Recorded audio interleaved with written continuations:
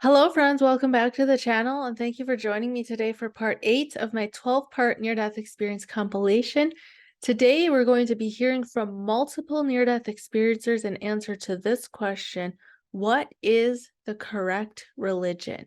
If you'd like to connect with any of my guests, I will have their names displayed on the screen as they are speaking, and I will have each of them listed in the description box with their contact links. If you'd like to connect with me, you can also find my links to my social media in the description if you'd like to support this channel. Thank you for watching. That helps out a lot just by itself, but my Patreon link is also in the description box. Thank you so much for watching. I hope you enjoy.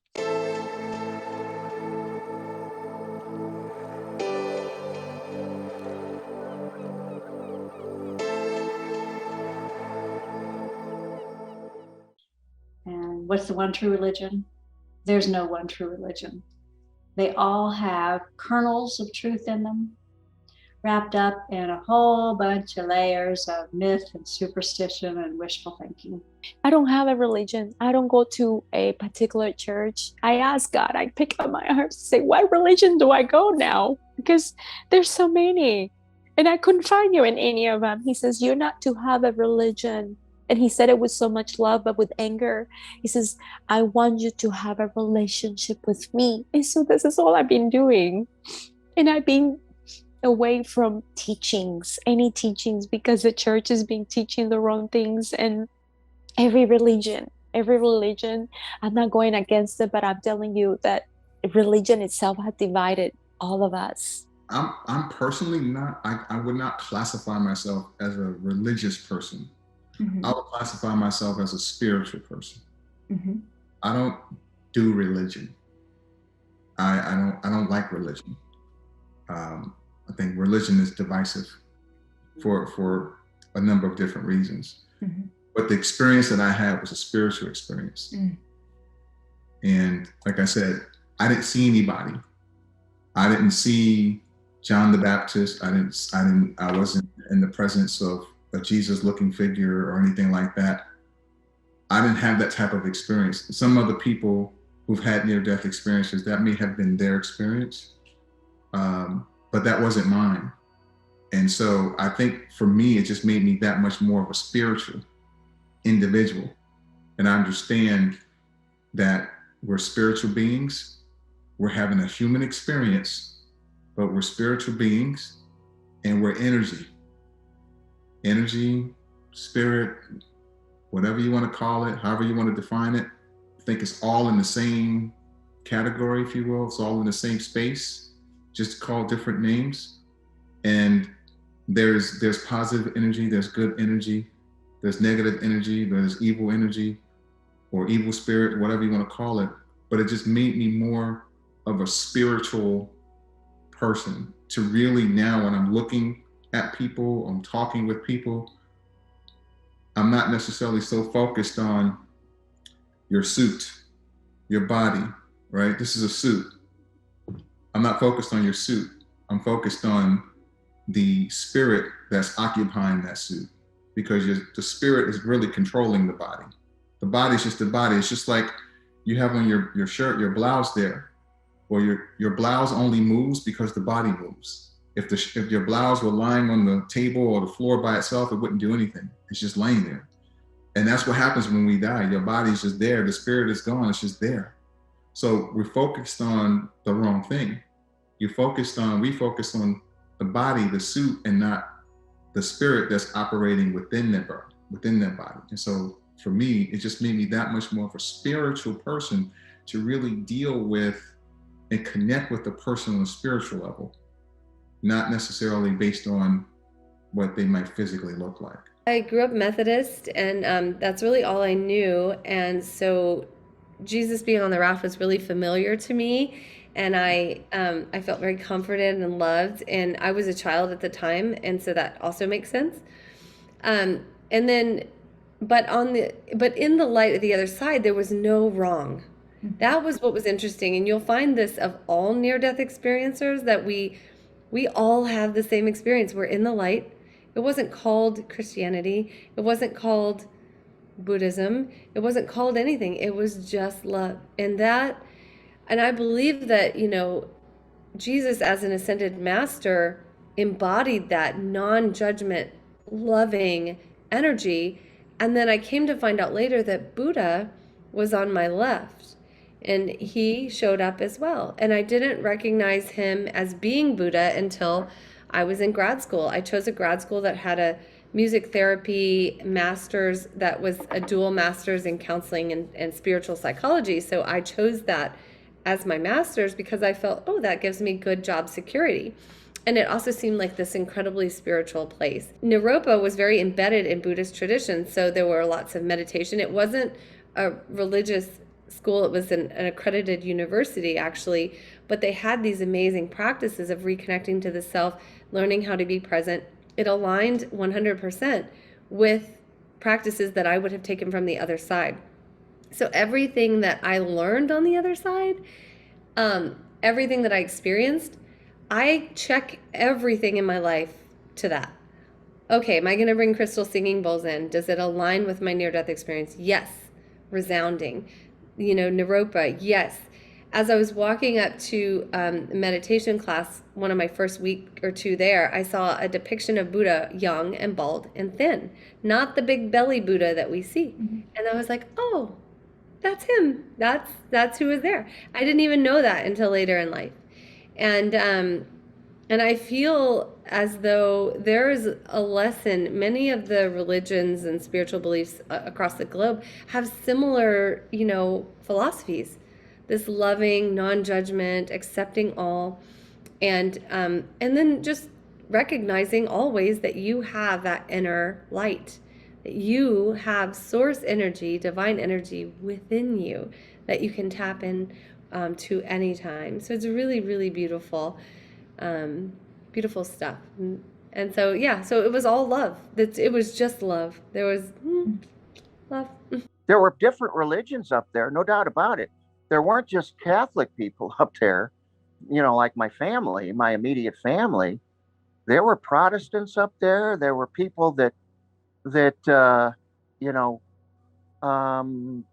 belonged to Christian religions that, I frankly didn't aspire to when I was, back on Earth. There were, and let's face it, there are over 1,600 different Christian religions, and each one seems to think that they're the right one. But I try and tell people, if you accept Jesus into your heart and you show his love every day to others, and you be kind and compassionate and learn to be a follower of Christ and try and teach by example. That's the key. Don't beat them over the head with Bible verses. Show them who you are and what you are by example, that you love them. Give them a hug. Hugs are free, and when you get a hug, how good does that feel? Everybody loves a hug. And sometimes I tell people, and they're taken aback. I tell them, can I give you a hug? And a lot of people say, oh my God, that's the nicest thing. I haven't had a hug in so long. Thank you. But that's Christ's love. That's innocent love, towards one another. And that means so much to everyone. I guess I would say that I'm more drawn to philosophies like Buddhist philosophy than I am any religion. I think that a lot of religions tend to bend toward dogma and often end up trying harder to maintain themselves than to maintain truth. And I think that they can be very valuable for a lot of people. They just weren't valuable for me. And when I got into that moment, or when I was in the transitional space, I just want to call it heaven, he didn't bring out his checkboard and say, well, your religion matched this and you were this one. Oh, there was none of that. God does not care about your religion. I'm here I know that's going to affect some people, and that's okay, but it's the truth. God does not care, nor does the Lord care what your religion are or what it is. Do you believe in God? Do you believe in my son? And do you repent? If that and you answer all three of those with yes, you are forgiven and you are loved more than you could ever possibly imagine. As a father, as a mother, the love for your children and the love that God has, as you have experienced, and I fail. We fail in comparison when we say, well, we love our kids. Man, it doesn't even come close. It doesn't. It fails. Everything fails in comparison to the way God and the Lord loves us. He didn't care about my religion. Didn't care one bit. It's all of us down here that are fighting over old books, dusty trails somewhere that were, that's 2,000 years ago. You think God cares about that, or the Lord, where you're living in Bethlehem or Capernaum right now? No, he does. I'm telling you, he doesn't. But we're fighting over those lands and those dirty books and those dust. And, he doesn't care. He does not care. He wants love. He wants your love. He wants, you to ask for forgiveness, and all is forgiven. And we will all see heaven. I pulled away from my, what you would call organized religion. I went to my pastor, said, hey, I've had this experience. I need help. I don't know how to process what happened to me. And he looked at me like I was a plague, like refusal of phone calls. Everything that he said was a farce. And after that, I was just like, I was right in the first place when I was like 8 or 9. I don't need that. Even Christ said that you don't need that. All you need to do is talk to me. Just give me your heart and love me. And that's what it is. That's the whole message that he showed me. It's love. The world would be so different right now if we all loved one another like he wants us to. There would be no fear. There would be no crime. There would be nothing but love. And it's profoundly changed my life. I have a love in me that I never, as Jesus called it, a eternal well, so to speak, of love that is just overflowing. Do I have bad days? We all do. We're human. We have our good days with bad days, but I find myself praying for others, not just myself, but others. And I've never done that before. And I was just like, I don't know what to do with this abundance of love, but that's what he wants from us. That's the one thing he requires is love. I got a lot of downloads from that deaf experience, and a lot of information. And some of it was probably a lot hard I would say, for people to understand, because on the other side, there is no right or wrong. There's no good or bad. There's no better or better. And a lot of, I would say, a lot of the things we believe in is not quite accurate as far as religion goes. There was a lot of information given to me about the world, energy, God, Jesuses. Oh yeah, that's another thing. There were many Jesuses. There were also many Christ, and there was also this Christ energy that was like just under, very high, but just under unconditional love. It was very high energy, the Christ energy. I was also given that why some people might, why some people might experience hell if they die, because what you believe in this life, you're actually creating on the other side, because your soul is so powerful. And here's another one that I don't know even if you're going to agree with me, but this is what I was given, was that we all are gods, by the way. And we are part of God, but we also are gods with a capital God. We can create a universe with just a thought. And a lot of the Bible, well, the Old Testament was not as accurate, sorry to say, as the New Testament. And the New Testament isn't all true, but there's a lot of truth in it, because it was manipulated a lot by people who wanted to control people with religion, and also they wanted to take all the information that the Jesuses were giving to the people and put it in one book. And not a lot of it of the New Testament was true, like these works I do, but you'll do greater works. That's right, because there's no real separation, and we can do all that Jesus did and even more. And also when Jesus said that I am the Son of God, and so are you, that's true too. It's not a separation like people want to put, oh, Jesus is just the Son and then it's me. No, we're all like a big family. We all are the same. There's no better or better. Even with Jesus, when he came with one of them or a few of them, they came, and some of them were very enlightened, which when I say enlightened, I mean they brought the consciousness of the other side to the physical.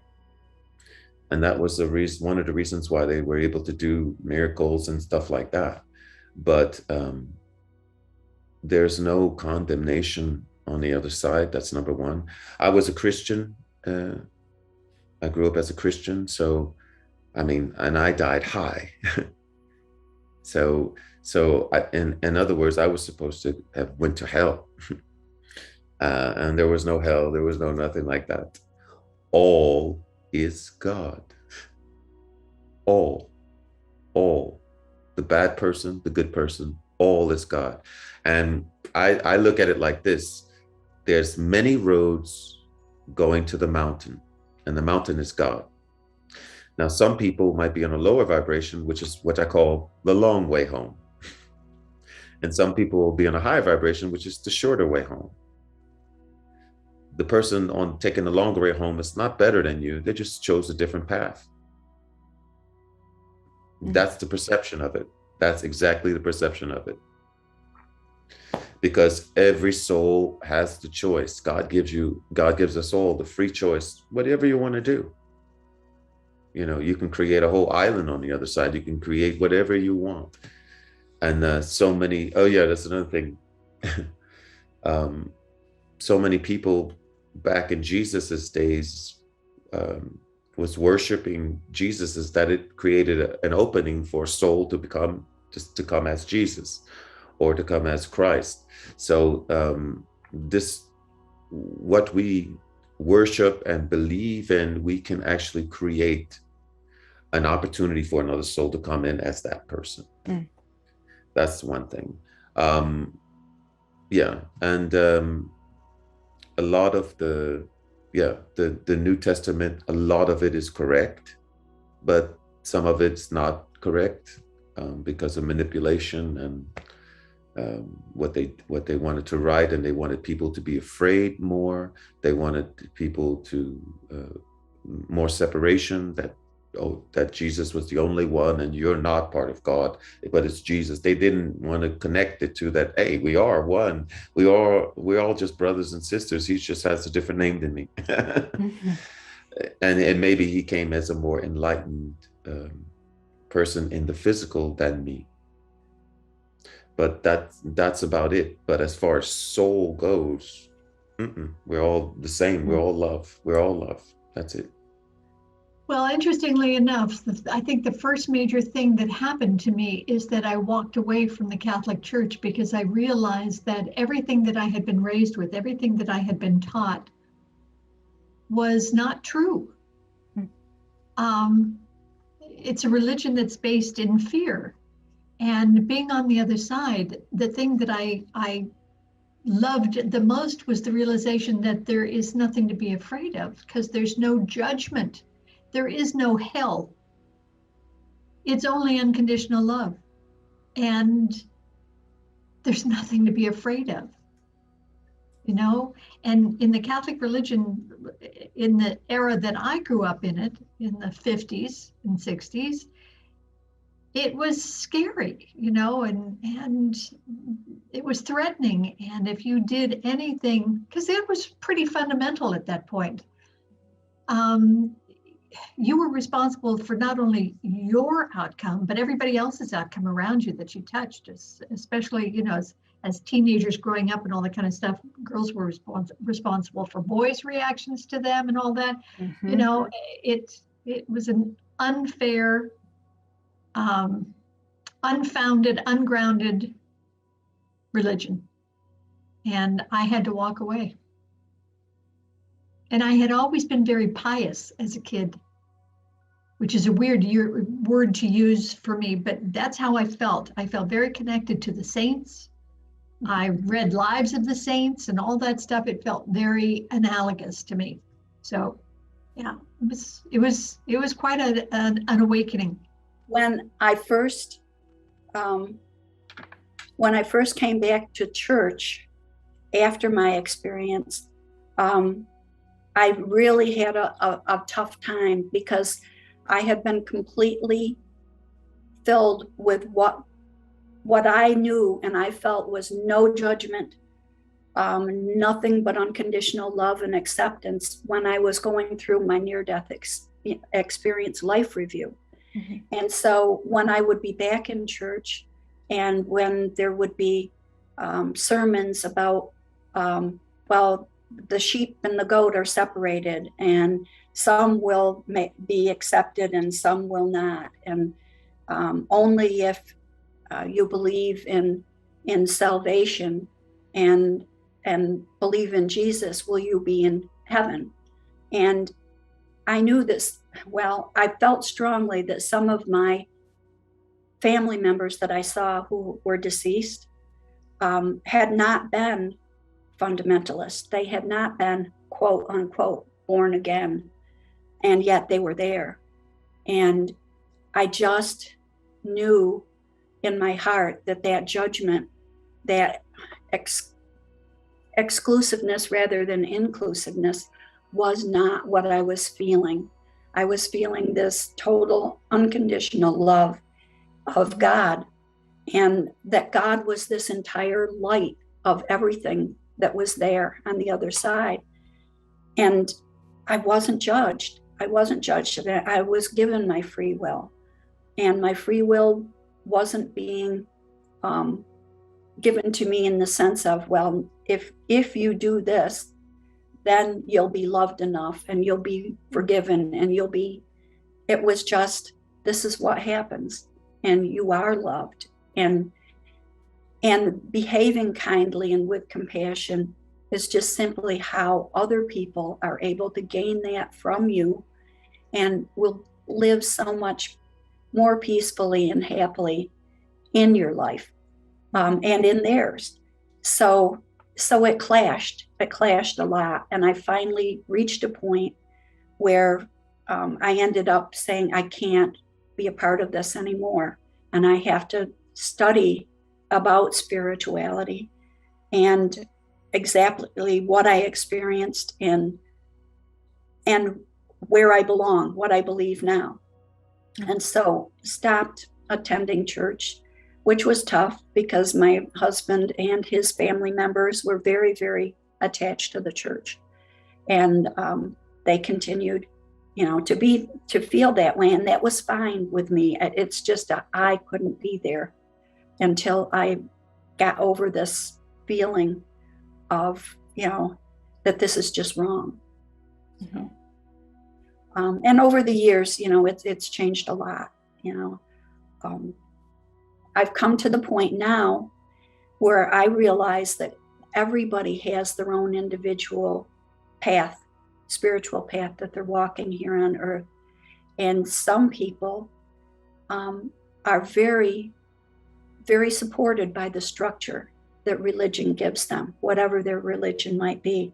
And it helps them to learn about acting with kindness and compassion toward others. And so for them, it's very positive for them. And for me, I just do what I feel brings me closer to God and increases my own spirituality, and do my best to love, get that unconditional love out to others.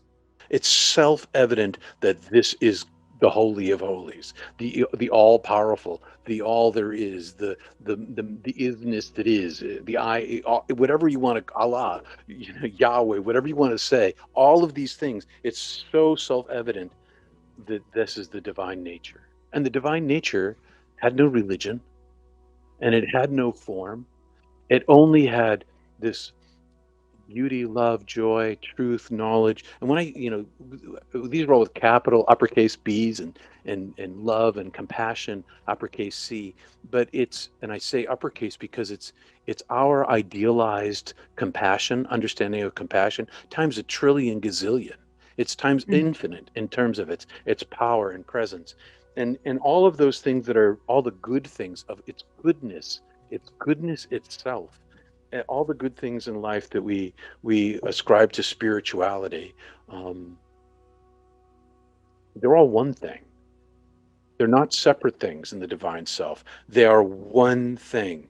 And so in my book, I wrote them, I think I wrote them originally with like beauty / love / joy / intellect / like trying to create this really long word. You know how the Germans, they put all these words together to make a one word that's a paragraph long. That's what I was going for, to show that this is oneness. And on this side, we can experience those things in smaller ways. I experience those things in smaller ways. The basis of my belief before the near-death experience was that I was not good enough. I never would be good enough, you know, that I was unworthy, that no matter what I did, I would never be good enough in the eyes of God. I would never qualify. And that was, you know, that was held very, I mean, that was my belief. That shifted when I was held in the arms of God. And I felt that love. And the interesting thing for me, and I know many of you have read the book, I was holding my own son who was killed in the car crash. And so it was multiplied, it was magnified. Here I am holding my own son, and you know how much you loved him. Yeah. And it's like, hey, you're every bit as much my boy as that little child you hold. Do you not understand how much we love you? And I didn't. I mean, God was fear and judgment and a measuring stick. And suddenly it became a very personal, divine connection, multiplied by me holding my own child. And yet it was a very personal experience, but it rippled out. I knew that was true of every living soul. I don't care what color, creed, religion, preference. I felt it as if the whole universe was singing to me, look at the love that God, the divine, whatever words you want to put on it, has for its children, for the manifestations, for you and you and you and you and you and all of us. And so within the church, I now find that there are so many wonderful people within the church, as you described, who are giving of their love and wanting to give that love to other people. And that community of love is a great place, a good feeling. I just feel bad that all of them don't realize that the T's don't need to be crossed, the I's don't need to be dotted. They are already enough And I feel sometimes people are doing a lot of the good things they're doing to try to feel worthy, as opposed to already knowing that they are. I grew up in an atheist house. My mother was an atheist. She raised me to have morals and values simply for the sake of having them, but they were not molded around the idea of meeting a religious judgment or following a religious script. And so in my 20s, early 30s, I was thrusted into the Christian church and the Christian world through my family. And when I started reading the Bible, one of the things that really stood out to me was this idea that I felt that the messages that were coming through were really about love. If I were to take the word Jesus and put the word love in its place throughout the Bible, it would be one and the same. And there was one verse in particular that stood out to me prior to my NDE, and I understand it at a very deep level now. And that was, and I am not the Bible person, so please, if anybody knows this actual verse, I know I'm not going to get this quite right, but it's something along the lines of, you can do everything I can do and more. And at the time, it really struck me that what I was reading and how I interpreted that was, we're all together in the ability to do these wonderful, caring, loving, miraculous acts of service. And that Jesus wasn't meant to be put on a pedestal, that it was more a partnership. It was an equal. It was an example, if you will, an example of what our potential is here, not only in the human body, but just our potential to be unconditional love.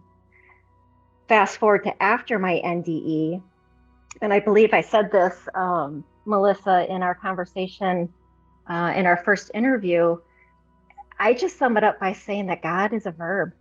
God is not a noun. God is action. God is love. God is unconditional.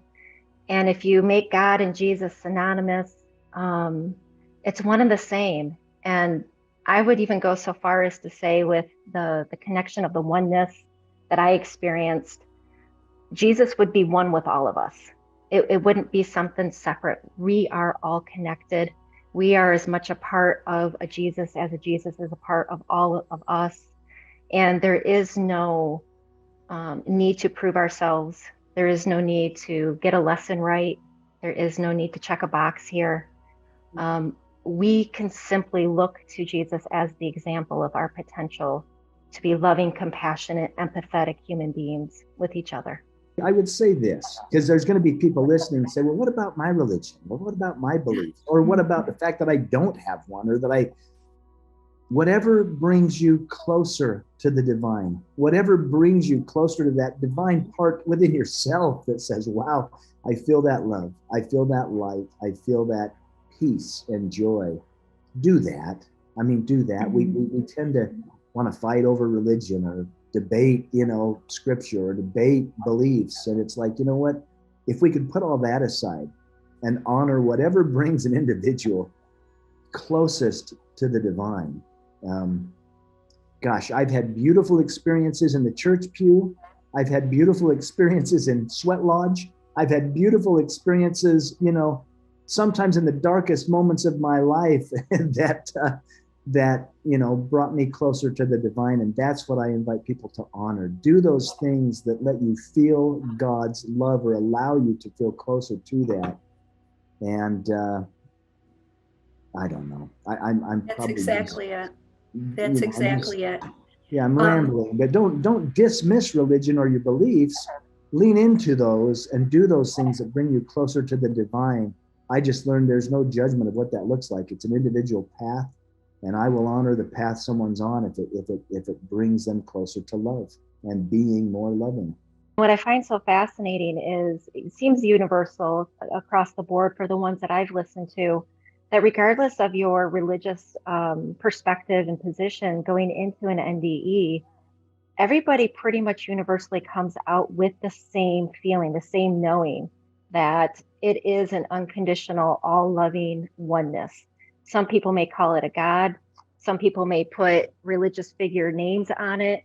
But in the end, even if you were to extract all that, you were to unwrap all of those terms that we've used and have all agreed collectively to say that this represents unconditional love or this represents unconditional love. If you could take all those away, what's left is all the same. We've just used the different ways that our culture and the way that we've grown as a society to try to understand our place in that unconditional love. But when you take it all away, it's all the same. The relationship with God and Jesus is very much personal, and it's very much open-ended. And I continually have daily further understandings and further connections from that inner relationship. And I think part of the issue is when you have an experience, the energy of that experience that Jesus had, a lot of the energy of also has been reflected on what happened on the cross and some of the opposition. And I think so much of people who are into Jesus are really so much of the oppressors throughout history versus embodying who he truly was. And so I think really what's about is just like taking an orange and squeezing it out and focusing on what the essence is there versus coming from the ego and chopping things up and being like Christ versus the oppressors. I think that's important. And but yes, it does personify, us near-death experiencers and eternal life. And the experience that I had, I think you can take whatever faith or whatever spiritual path, or even if you're not if you think you're not particularly spiritual or very rational or something, or I personally, my opinion, everybody is spiritual. It's we all have that driving need for something that we can't quite explain, and if something stands in our way, we get upset or depressed, or it ruins our day. It might be a little thing, and usually that has something to do with how we feel about our own spiritual well-being, and respecting our own spiritual path, and respecting our search for truth, which is what a scientist does. People who are agnostic, you've got to prove it to them, everything, prove it. And so we need to just keep respecting our own spiritual path and take whatever evidence we can find. And then I think that's how you can take whatever it is that I'm talking about and apply it to whatever point of view you're at. And believe me, there are so many people from so many different backgrounds, different perspectives. One church that I spoke at has people from literally, I can't even count how many. They're an interfaith church, and I've spoken there, and they're very diverse and very diverse backgrounds, and they keep inviting me back. So I think that what we believe and how we organize our perception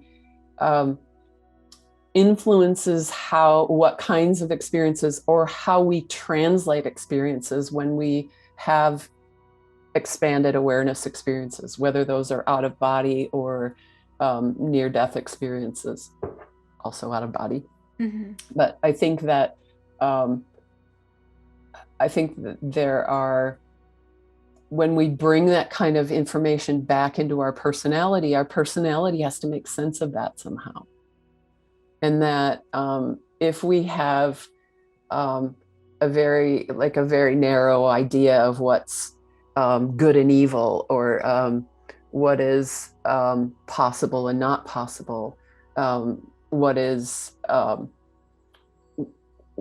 what is possible to meet and not possible to meet, then that may influence the way we talk about our experiences. If I had my experience and I was a very strict Christian, I might come back and not talk about a gathering of beings. I might talk about angels, or I might have perceived, I don't know, I might have put names to some of those angels, or I might have concentrated on very heavily on this incredible feeling of belonging, of being home, and of feeling as if I were part of a infinite presence that I would have named God.